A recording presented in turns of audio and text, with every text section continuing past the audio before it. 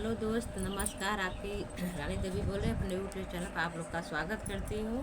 आप लोग के बीच एक बहुत सुंदर, बहुत प्यारा सा नहावन गीत लेकर आए हैं। जैसे दूल्हे राजा नहाने जाते हैं उस समय का गीत है। कैसा लगे कमेंट बॉक्स में अपना राय जरूर बताइए।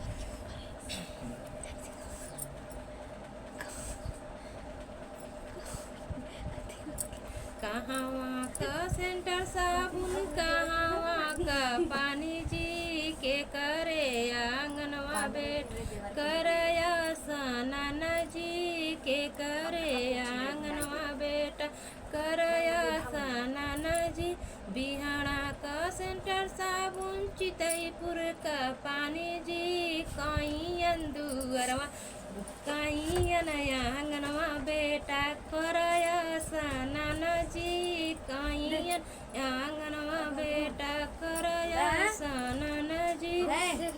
कहवा का सेंटर साबुन, कहवा का पानी जी के करे आंगनवा बेटा करया सनन जी।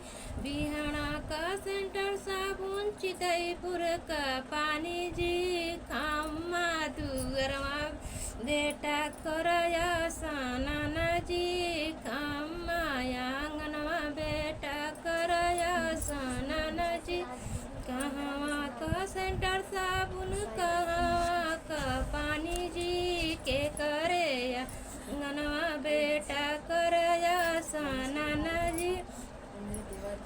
बिहाड़ा का सेंटर साबुन, चितईपुर का पानी जी सुरबली आंगनवा बेटा करया सनन जी सुरबली आंगनवा बेटा करया सनन जी।